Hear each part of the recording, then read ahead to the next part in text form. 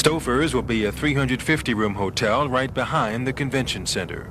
We're talking luxury hotel, we're talking expensive. We're talking what I would call first-class hotel rooms. I don't think luxury or deluxe or those words have any particular meaning, but of the same quality of that conventioneers are looking for. Brody says Stouffer's will charge about the same as the Hyatt across the street, between $70 and $100 a night. In Fells Point, this mess is being turned into a 37-room inn. Rooms will be about $70 a night and feature personalized service to the person who wants a small, more private kind of overnight or several-day situation, and is looking for some kind of, often looking for some kind of historic ambience and surroundings. What we were trying to do in the first-class hotel business, which is to get enough hotels to really allow the convention center to operate at its full potential. Right now, there are just over 2,000 hotel rooms near the convention center. Stouffer's and other hotels being planned will add about 2,800 rooms by 1985. That's about how many Baltimore needs to attract conventions it's now losing to other cities with more hotels. Kevin Brown, News Scene 2, City Hall. Major streets in the city are only partly clear, and that's causing problems for drivers. Tom Hannon is the Assistant Commissioner of Transit and Traffic. Generally, people are used to having 3 lanes, 4 lanes in some cases on the major arteries. With the curb lanes still blocked with snow, in some cases that's reduced to as little as 1 lane, or in some cases we may have a lane and a half open, but people are continuing to use it as 1 lane. Until we can get the curb lanes cleared out, we're going to have a problem in the morning rush hour. That's something we want to try to eliminate today with today's effort. The main reason the curb lanes haven't been plowed is too many illegally parked cars in the way. The city tows them, but overnight other drivers park their cars there. Some of the side streets are still impassable, or it's fairly difficult to even find a parking space. And so people, once the main street's cleared, they're continuing to park on the main street. And it will be a while before the side streets are clear. The city stopped plowing the residential streets because the wall of snow the plows created buried the cars even deeper. The city is now using trucks to push down the snow on the residential streets. If you're stuck in an alley, you're completely on your own. The city's doing nothing in the alleys beyond letting Mother Nature take her course. Kevin Brown, News Scene 2, Waverly.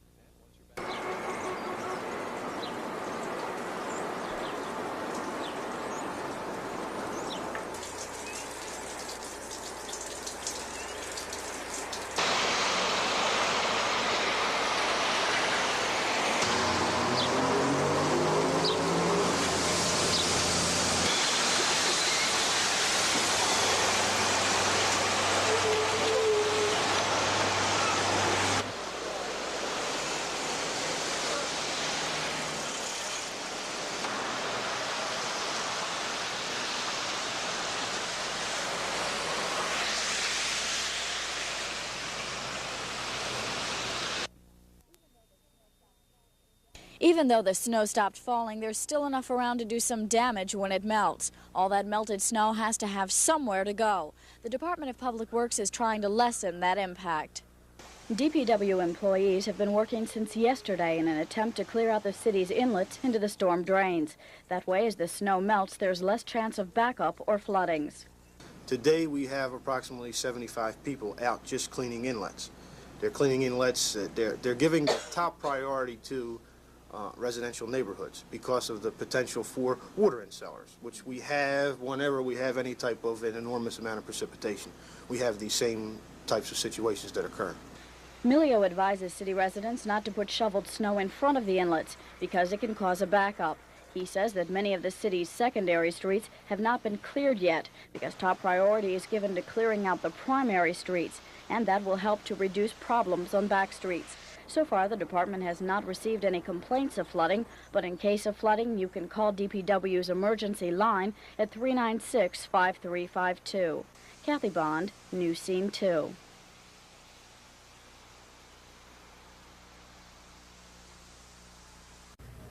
In his speech, Jacob addressed the same issues the Sun papers did last week in a series of articles. Those articles created quite a stir in the black community. Many critics say the stories of teenage pregnancy, illegitimate children, and crime in Baltimore's black neighborhoods did not paint a true picture. But Jacob says those problems do exist, and blacks are plagued by those problems more than whites. He told his audience they must not bury their heads in the sand, but must face up to the social struggle they have ahead.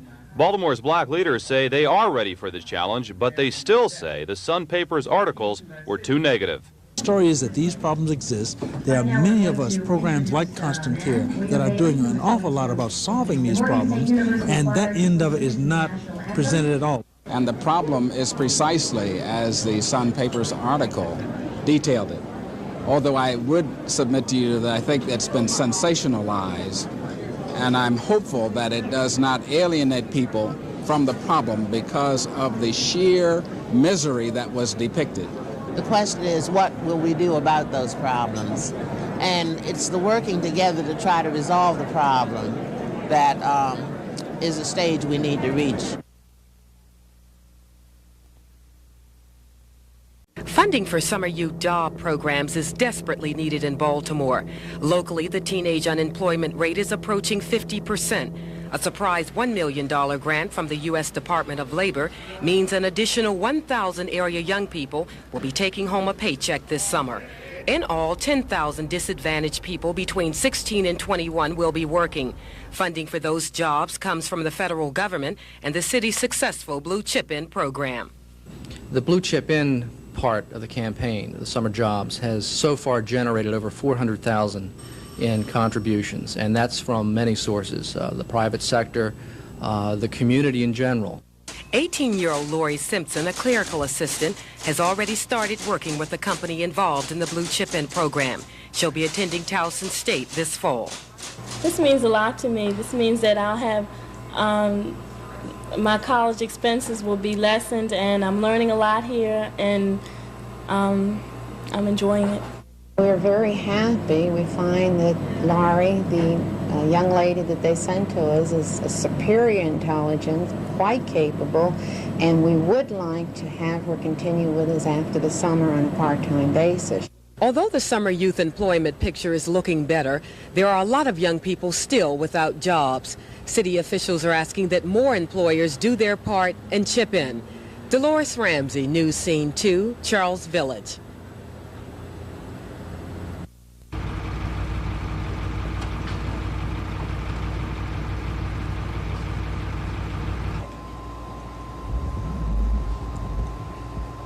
It's a 2-volume edition.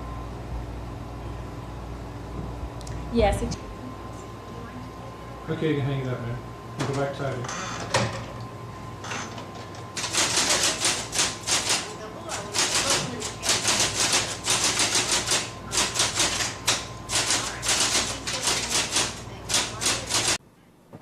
Shortly before 7 o'clock yesterday morning, Casper Hancock smelled smoke inside his row house in the 2200 block of Callow Avenue. When he discovered a fire, he told News Scene he tried to call the fire department several times, but couldn't get through. Well, I dialed the number 3 times, 3 different occasions, and didn't get any response. So I ran out of the house, and on the corner over here is an alarm, and I pulled the alarm. Hancock's alarm came into fire headquarters about 50 minutes after a power surge temporarily knocked out an electronic status board, which keeps track of fire equipment. But fire officials say the status board, which was quickly restored to service, is not connected to the phone system, and they don't know why Hancock couldn't get through when other callers could. Our tapes do, in fact, show a call coming in on the fire line. There was no voice message of our operator answering. The call came in, and then there was a click over and a dead line. I don't feel the power surge had anything to do with this. Right now, we cannot determine that there was a fault in our phone system. C&P Telephone told us it could not find anything wrong with its phone system either. There was no overflow on Hancock's line, a spokesman told us, and we can't pinpoint any other factors which would have made his phone malfunction. Small consolation to Hancock, who was left homeless by the fire, is the fact that fire officials believe his home would have been destroyed even if they had received the first phone call. Joan Gartland, Channel 2 News Scene. We take our clean drinking water and sanitary sewer system for granted. But at the new Baltimore Public Works Museum and Streetscape, you quickly learn that our elaborate public works system was not always here. The museum, which was officially open today, is located in the working sewage pumping station in the 700 block of Eastern Avenue. The museum tells the story of what Public Works does for the community. Photos and exhibits show Baltimore when there were pollution and disease problems. A case can be made that sanitation workers have done more for the health of the people in the cities than all the doctors in the world. After all, it was safe drinking water which eliminated typhoid and not a medical cure. The Streetscape sculpture is an elevated street intersection which displays all the utilities and pipes found under our streets. According to the city's director of Public Works, Baltimore's system is not bright blue and orange like this one, but it's in pretty good shape. I think the infrastructure of the city of Baltimore is pretty good. That doesn't mean that we do not have a concern for it, because it's a constant problem of maintaining it. But water mains don't wear out, but joints leak, and there are shifts in the earth, and there are vibration from traffic that cause the joints in the pipes to open.